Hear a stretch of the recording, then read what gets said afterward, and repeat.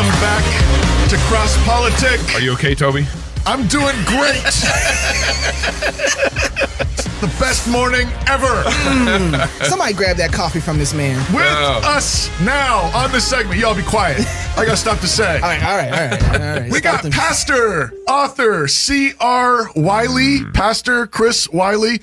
He is coming to Moscow for Grace Agenda, yes. Which is the theme this year is Keep Your Kids, or Keep Your Kids. Keep your kids. Chris is a pastor in Connecticut, of all places.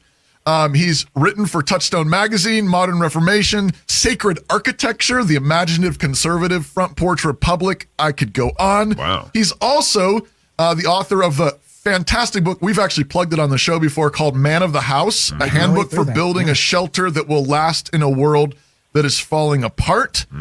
He is also a fiction writer. You have a book called The Purloined Boy. Is that right, Chris?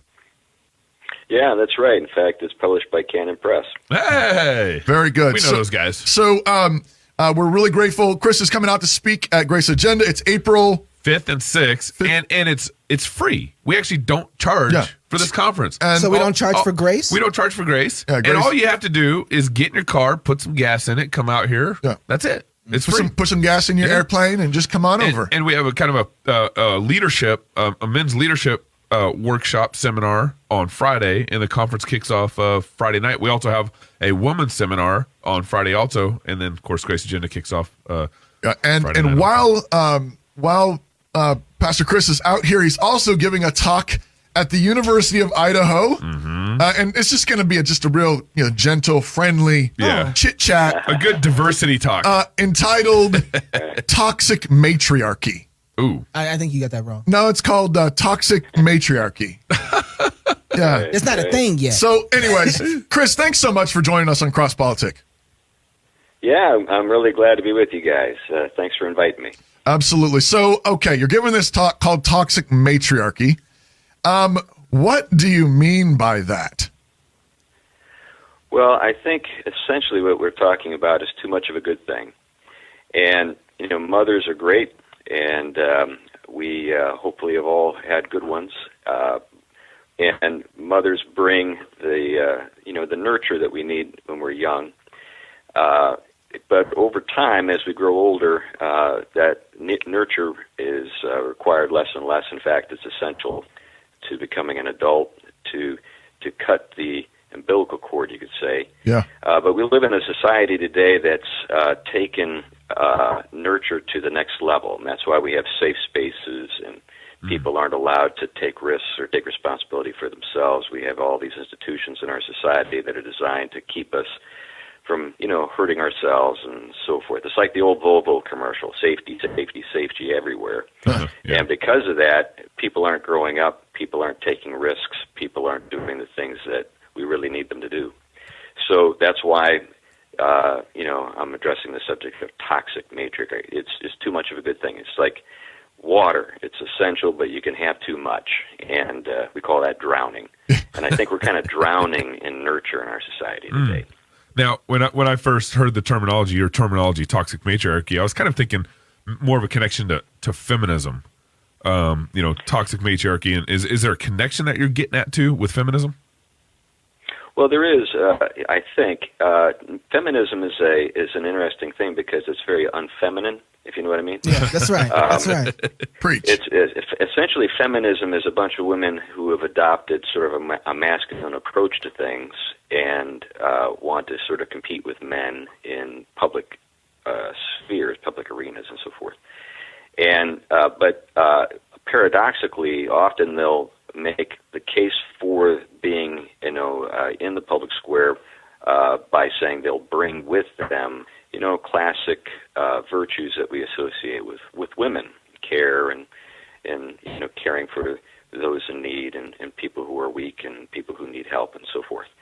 And so in a sense, you could say that feminism has some role in this. But I think the thing that I detect is that even men are feminizing in the sense that they really don't believe that they bring anything, or they've been sort of deluded into thinking they don't bring anything to the world as men. They can only, have a positive role in somebody's life if they become more nurturing or something like that. So even men are becoming more motherly, I suppose you could say. Huh. And that's, taking things to a point where, this it's ubiquitous. It's sort of like the master virtue that we all have to conform to is nurture. So you see it in churches with the failure to discipline. You see it even in the way people think about standards. Standards have to always be couched in terms of, care rather than upholding standards and so forth and growing up and that kind of thing. So so feminism has a role, but I think that what I'm getting at is this idea of taking something good too far. Right. So that's interesting you say that, because every time people ask me about my diet and they say, do I want some lettuce on something? I said, hey, you know what? I'm actually trying to cut back because it's too much of a good thing, right? So I completely identify with that. Lettuce. Like lettuce, Okay. Too much of a good thing. Right. He said what? Hey, I tell people that, I'm cutting back as well. I've not eaten lettuce in years. Yeah. So one of the things that when you talk about this, it seems like men are helping cultivate this too much of a good thing. But how are they doing that necessarily? Yeah. Well, I think partly it has to do with our fear of offending people, of sort of hurting feelings. And this is where we do see this, particularly in places like public universities or private universities where we have safe spaces and no one's allowed to hear anything that they disagree with or might hurt their feelings or anything like that. It's this basically we want to kind of turn everything into a womb, sort of a safe, sheltering environment that's warm, that you just sort of float in amniotic fluid and you never are disturbed. That's kind of the world we're in right now. It is. And if you want to be labeled mean, you just tell the truth. Yeah. That's like something that we cannot tolerate, is anybody who says anything that would disturb anybody. It seems like this has drastically affected our conversations and how we talk about, like, let's say, the sin of homosexuality in our church.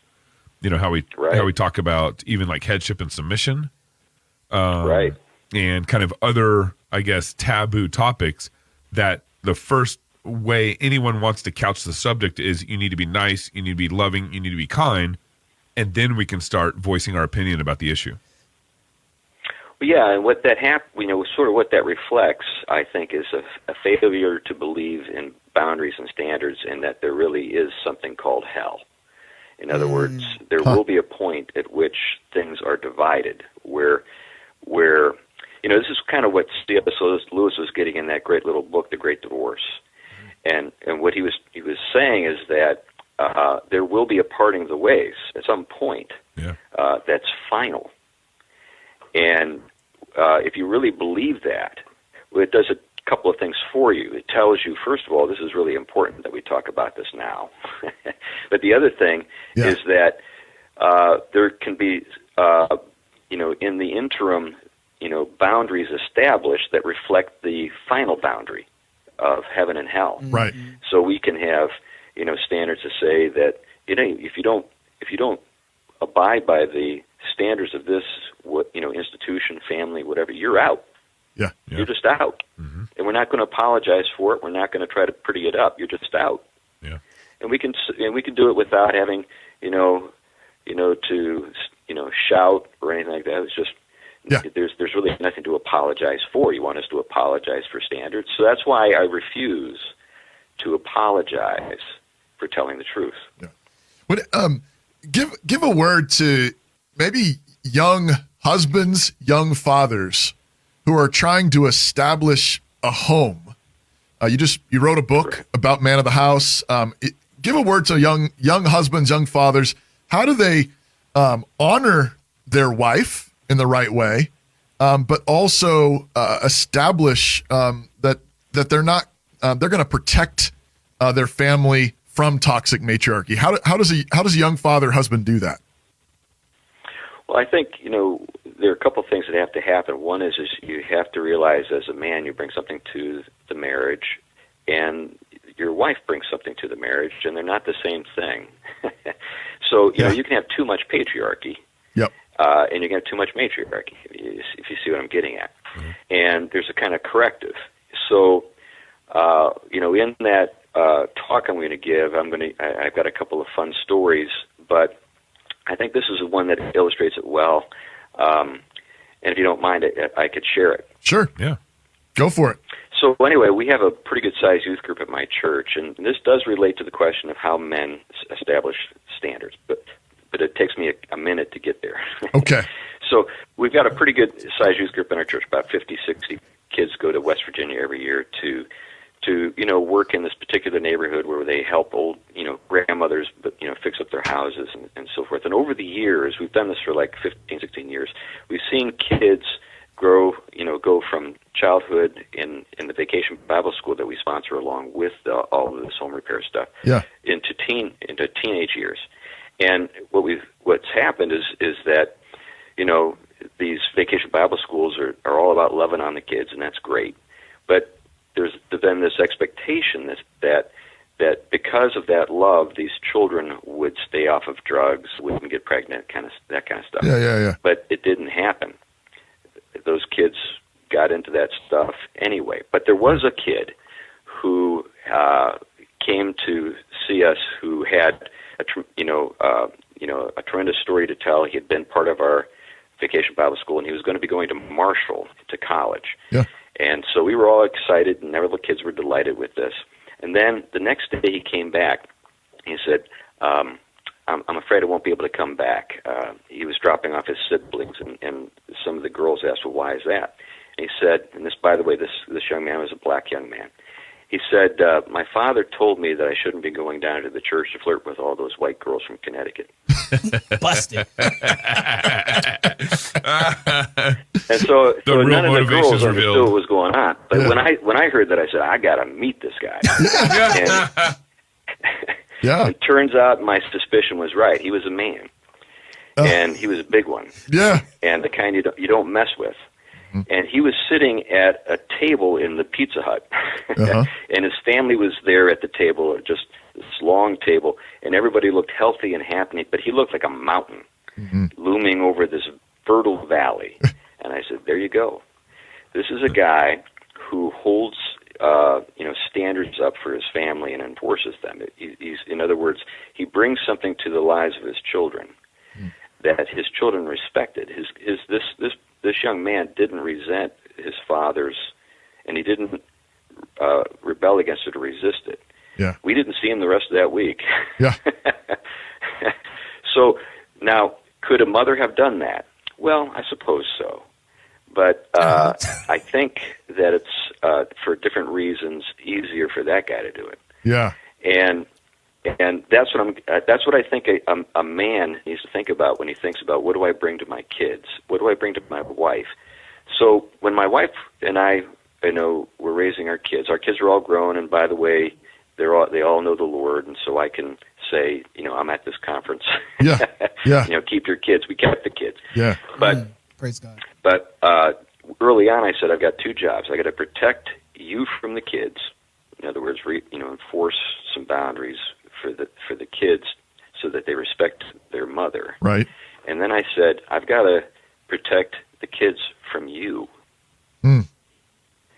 She didn't understand that. Yeah. But what I was getting at was this very thing. Nurture without standards becomes toxic. Yeah. So help me with something, because one of the things that's inside of, when you were talking about the womb earlier, I was thinking about this point in time where, there's a point where you need a certain type of nurture for basic development, just to get your arms, just to get your legs, just to be able to grow. And then there comes a point where the umbilical cord is cut and you're removed from the womb. It seems like in nature, we understand that. Just the way the guys in general revelation, we understand there's a point that you come from the womb into life, you start walking. But when you're raising a family, you don't always see those lines so clearly. At least our culture has removed that we don't know, especially a lot of guys with new families. So for guys who are listening to this, how do they know? What are the signs that they need to when does the cutting start? When does the dividing start in the family? Yeah, I think, it's graded. I mean, obviously when kids are small, dad is, wrestling with them on the floor and just enjoying their company and that kind of. Now, of course, he needs to make sure that they're doing what their mother wants and that they demonstrate respect and so forth. But I think one of the ways I've described it to people is that when a child is very small, the mother is tremendously important. But over time, the father becomes more important. Huh. So by the time that a child gets into the ugly years, the teen years, that's your day, Dad. That's your day, Father. Huh. That's when you are huge. And a lot of guys don't like that. A lot of guys want to kind of keep the warm, fuzzy thing going into that phase of life. Now, it doesn't mean you become cruel or abusive or anything like that. It just means that your role at that point is to take the child and introduce the child to the world. Yeah. Mm. And this is why the studies that have looked at this, have reported that children whose fathers take them to church are much more likely to become church people or are believers themselves than children whose mother takes them to church alone, without the father. And in fact, we also know that if a father takes a child to church and the mother doesn't go, the child is still more likely to become a believer, to exercise faith for himself or herself, because a father represents adulthood. Yeah. And whether feminists like that or not, it's the truth. Ooh, ouch. Ouch. What makes you so well known and understood on feminism? Why are you the standard on feminism? Well, I'm not. I just know what I know, and it's and he don't care. He don't care. I said what I said. Now, Chris, you I picked up in a couple places. I don't know if I got it all right, but you didn't exactly have a normal home life growing up, did you? No, I didn't grow up in a Christian home. My father was an academic, and my mother was something of an art lover. And so I grew up around college campuses. I grew up in very liberal environments, and if I were to show you pictures of my extended family, it's all artists and academics and stuff like that. You'd hardly believe that somebody like me is possible from that background. So I know that whole scene. So as a kid, my father, this is the 60s, early 70s, my father was kind of a seeker, you know how that is, and he got involved in Scientology. So my childhood was in Scientology. Okay, wow. And then he abandoned our family when I was about 11 years old, and then I was in the projects and in foster care and stuff like that. And I never went to school. I hated school. I hated the 8th grade so much I took it twice, if you know what I mean. So that was kind of the world that I was part of. Yeah. So kind of both phases. And the weird thing is I'm actually kind of from money, in terms of the family. But my father was kind of a black sheep. Okay. So I've got some background in just all kinds of weird stuff.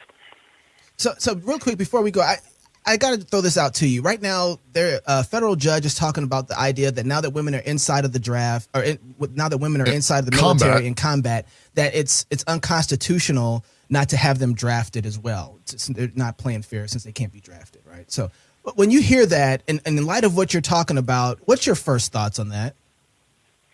Well, historically, men fought for their homes to protect wife and children and so forth. And what this is just one more instance in which, sort of the centralizing impulse of the state in the name of liberation is intruding and sort of breaching the boundaries of the household. Huh.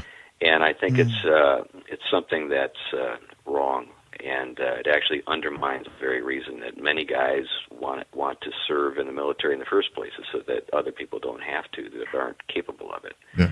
And I think that's the biggest problem I've got with that. So, Chris, how can fathers protect their daughters from looking at what's happening right now with the draft and say, no, not you, baby? Well, I would say, I joked with my daughter that I'll buy you a ticket to Canada. I'm not sure that's a safe place to go, but you just have to do what you have to do to intervene in that situation. Now, obviously that's kind of a drastic measure that I just mentioned, but I think civil disobedience is something that we we have to be more and more willing to accept. Yeah. Yeah. Well, and just as we close here, I can't recommend enough Man of the House by C.R. Wiley. If you haven't gotten it yet, it's one of those books that I think every 19-year-old man needs. Yeah, that's right. I wish I wish you had written this 20 years ago, Chris. But I'm so grateful that you've written it. I'm also grateful that you're coming out to Grace Agenda. Come meet him in person in Moscow, April 5th and 6th. 5th and 6th. Yes. Come see him give this talk at the U of I. I can't imagine that it will be boring. Not at University of Idaho. Yeah. Hey, Pastor, what's your website real quick? That's crwiley.com. So that's crwiley.com.